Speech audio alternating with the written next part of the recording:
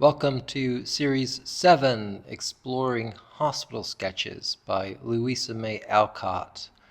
It's Paul Medeiros coming to you from New Bedford near my residence. In the last series, we mentioned that Louisa May Alcott will give us examples from her life, and moreover, she'll provide women's insights about human life. For this series, I'd like to emphasize that Louisa May Alcott is our first champion of moral life, the second best candidate for the good life. Moral life combines both self-conduct as a person and as a life with some or all areas of belonging, such as family, friendships, nation.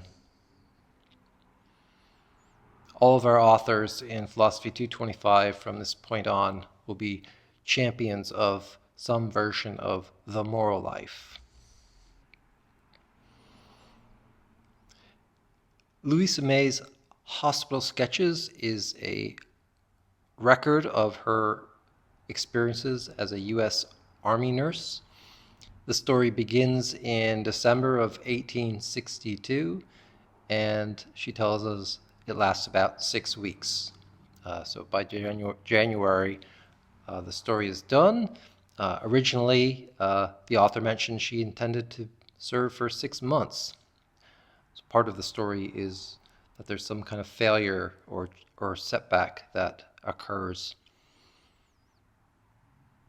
Louisa May wrote letters home while she was in Georgetown, and when she returned to Concord, Massachusetts, she edited and revised and rewrote her letters to create the book which we now have. And this document was published in August of 1863, and it was very successful.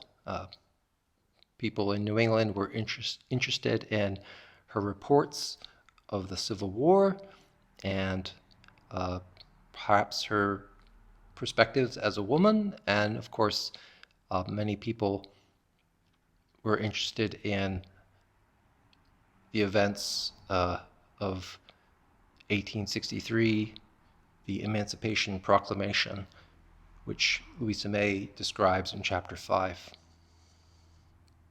Chapter 6 was added after the first edition. She tells us she is going to respond to some inquiries that have come in. Louisa May, in many of her novels and short stories, uses both pseudonyms and aliases for herself and her authors, and that's true. In the case of Hospital Sketches, she refers to herself as Tribulation Periwinkle or Nurse Periwinkle.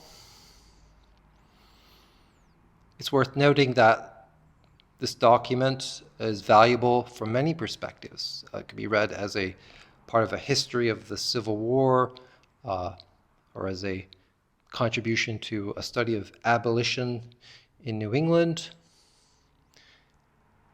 We're reading this document from a philosophical perspective. How is this possible? We mentioned in our last series that Louisa May Alcott was a daughter of Transcendentalism. At a young age, she was introduced to Socrates and the Apology. She was taught the virtues and the importance of self-sacrifice and self-denial. So many of the concepts which we're learning are concepts that Louisa May learned, and these appear in Hospital Sketches. We, of course, are interested in the topic of human life and the good life. How is Hospital Sketches appropriate to those topics? We ought to note that both Transcendental Wild Oats and Hospital Sketches are both autobiographical texts, and autobiographies are an important way in which we express a human life. We've mentioned that these texts represent episodes in a human's life, or I should say, a woman's life. These are examples of a woman's life, and that's very important in Philosophy 225, because our ancient and medieval sources may have excluded or had a bias toward men's life. So, for example, in hospital sketches, there are details that a male observer might not have included. Louisa May talks about mending her clothes. She talks about, affection and sympathy between human beings, something that a male observer might have overlooked. But she thinks these are important observations. Moreover, there are important life statements in hospital sketches. There are several places in the text where Louisa May talks about human life from a variety of perspectives. For example, on page 34, our author has been describing her patients at night, and she observes that they look like different people at night than they do during the day. When they're asleep, they show traits or characteristics that weren't evident when they were awake. And she states, from this perspective, she was able to read their lives. That's an interesting statement, that she was able to have an insight into not only their person, but into their lives. The most interesting and valuable statement about human life is given on page 60, where the author states, "The worth of a life lies in its experiences." This is similar to a statement made in Transcendental Wild Oats, that it takes many experiences to shape a life. That's an idea that we ought to examine for this series. I'd like to now summarize chapter by chapter the contents or the important topics in each of the chapters. Chapter 1, titled Obtaining Supplies, is a humorous and short chapter that I hope you enjoy. Louisa May begins by announcing she needs something to do. I think it's fair to translate that as, I need to make an improvement in my life. I'm not happy here now. I need to make a step forward. It's worth noting that Henry Thoreau had passed away in May of 1862. It may be that the death of Henry Thoreau, among other things, had made Louisa May Alcott very sad. So I want something to do, maybe in response to a great deal of sadness in the months before. She shows herself deliberating with her family and taking the steps toward becoming a U.S. Army nurse. This may be an example of prudence on the part of Louisa May.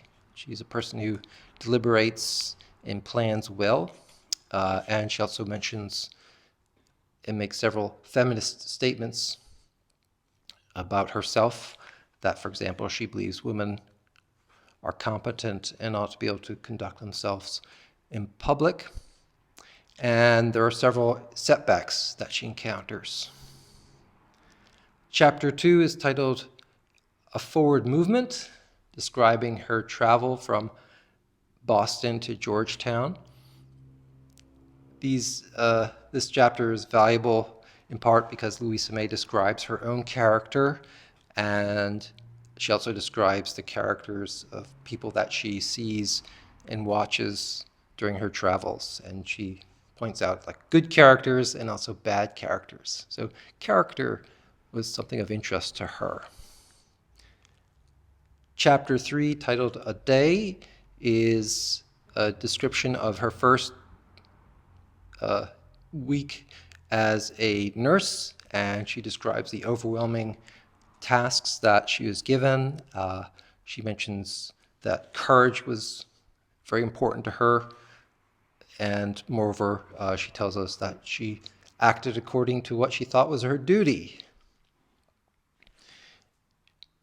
At first, she's challenged and overwhelmed, and in doing her task, she forms relationships with her patients, and this begins to improve her experience. She finds friends and humor in her job, and so she begins to become acclimated.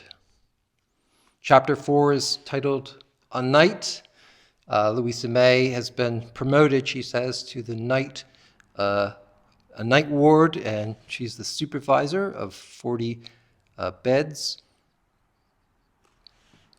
She now tells us that she likes her job as a nurse, and she describes it as a labor of love. She describes volunteers appearing to help her when she's unable to cope with a strange character or a patient that needs more help than she can provide. Toward the end of this chapter, a love story is included. One of her patients from Virginia is about to die, and she assumes the role of a sweetheart to accompany him to the very end of life. Chapter 5 is titled Off Duty. Louisa May begins by telling us that she's had to quarantine because of an infection, which we know was a typhoid infection. She spent some time criticizing the hospital for being inadequately staffed and supplied. And she also has time to travel around Georgetown and Washington, D.C., and she provides descriptions of those locations at this historical moment, culminating with her description of the Emancipation Proclamation in January of 1863.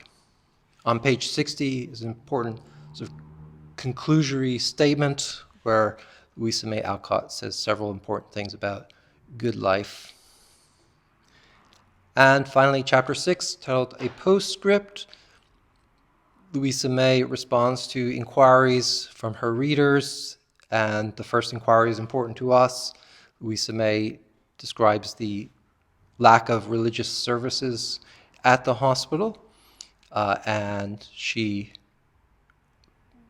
notes that the chaplain was committed to sort of dry or scientific interpretations of the Bible, and she notes that this was antagonistic with the faith of herself and the patients. So we'll spend some time talking about her observations. She also elaborates in chapter 6 about the relationship between physicians and nurses. And in this chapter, she states that physicians were kind and courteous to the nurses, something she think doesn't clearly establish in the first 5 chapters. Well, I hope above all that you enjoy reading this work, Hospital Sketches, and as you read, you look out for where our author talks about human life and the virtues.